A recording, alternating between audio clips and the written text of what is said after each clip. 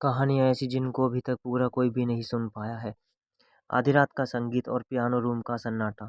Bloomingdale academy अपनी कला और संगीत की विरासत के लिए जानी जाती थी, लेकिन वहाँ के साउथ विंग का पियानो रूम नंबर 404 पिछले 10 सालों से बंद था। कहा जाता था कि हर पूर्णिमा की रात को वहाँ से एक अधूरी धुन सुनाई देती है। अब आता है किरदारों का परिचय। ईशान, एक गिटार वादक जो स्वभाव से थोड़ा और पुरानी मान्यताओं पर विश्वास नहीं करता।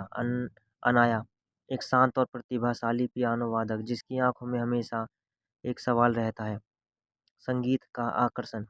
ईशान अपनी वार्षिक संगीत प्रतियोगिता के लिए अभ्यास करने के लिए एक शांत जगह ढूंढ रहा था। गलती से वह साउथ विंग की ओर निकल गया। वहां उसने पियानो की एक बहुत ही मधुर लेकिन दर्द भरी धुन सुनाई दी। जब वह पास पहुंचा तो उसने देखा कि रूम नंबर 404 का ताला खुला हुआ है और अनाया वहां बैठी हुई पियानो बजा रही है। यह कमरा तो बंद था ना? ईशान ने पूछा। अनाया चौंक गई और उसके हाथ रुक गए। मुझे यह धुन खिड़कियों के बाहर से सुनाई दी थी, इसलिए मैं अंदर आ गई, पर जैसे ही मैंने चाबी छुई दरवाजा खुल गया।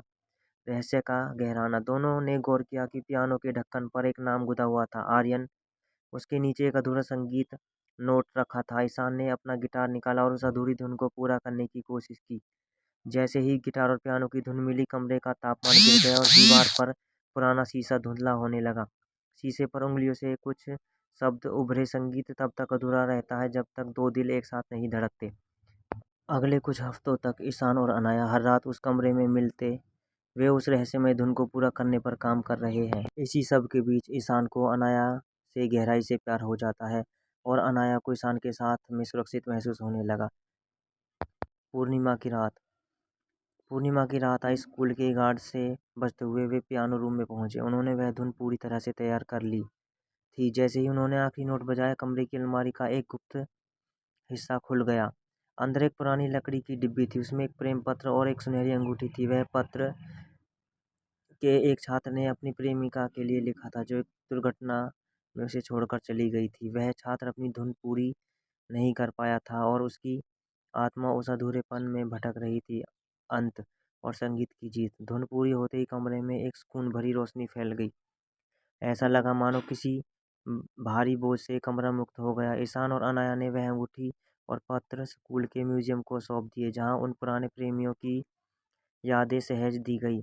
उस घटना के बाद रूम 404 को फिर से खोल दिया गया। अब वह डर का नहीं बल्कि प्रेरणा का केंद्र बन चुका था। संगीत प्रतियोगिता के दिन ईशान और अनाया ने वही धुन मंच पर बजाई। जब वे एक दूसरे की आंखों में देख रहे थे तो उन्हें समझ आया कि उस रहस्य ने उन्हें सिर्फ एक कहानी नहीं दी, बल्कि एक दूसरे का सच्चा साथ और प्यार भी दिया है। कहानी समाप्त होती है यहीं पर। तो गाइस, ये थी हमारी एक स्टोरी। आपको हमारी स्टोरी कैसी लगी कमेंट में बताएं। आप कैसी स्टोरी देखना पसंद करते हैं, यह भी कमेंट करके बताएं।